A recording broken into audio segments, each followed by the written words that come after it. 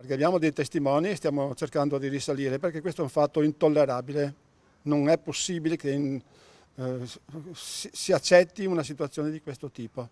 E quindi noi stiamo cercando questi due personaggi perché io personalmente li voglio denunciare. Giacomo Colladonna, presidente della MOMA, è furioso. Quanto accaduto a Riese Pio X è davvero incredibile e intollerabile. Al mattino, alla fermata del bus degli studenti, il primo pullman, come previsto, non si ferma, perché poco dopo è previsto il passaggio di altri 5 mezzi, distanziati di pochi minuti per il trasporto scaglionato dei ragazzi. È a questo punto che si scatena la follia. Due padri, in auto con i figli, si lanciano all'inseguimento del mezzo, suonano il clacson, sfarfallano gli abbaglianti, fino a quando uno accelera, supera il bus e come in un film si mette di traverso sulla carreggiata bloccandolo. Scesi dalle auto, i due genitori, insultando l'autista, si sono fatti aprire le porte ed hanno fatto salire i figli. Il tutto sotto gli occhi attoniti degli altri studenti a bordo del mezzo. Un fatto gravissimo, prosegue Colladonna, sia per la sicurezza dei passeggeri che dal punto di vista educativo.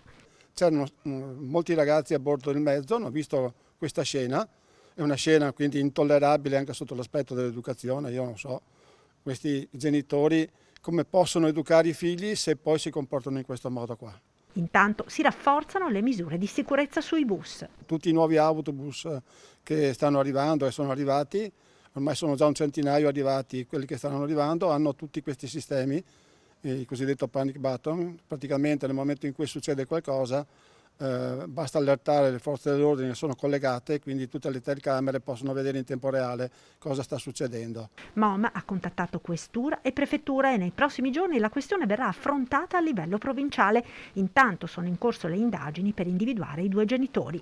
Io ho allertato anche le forze dell'ordine, ho inviato anche il prefetto e ho chiesto un incontro anche al questore, perché la situazione non è che sia una situazione fuori controllo, però è una situazione che merita attenzione e quindi bisogna che in alcune aree del servizio sia data più attenzione rispetto a altre.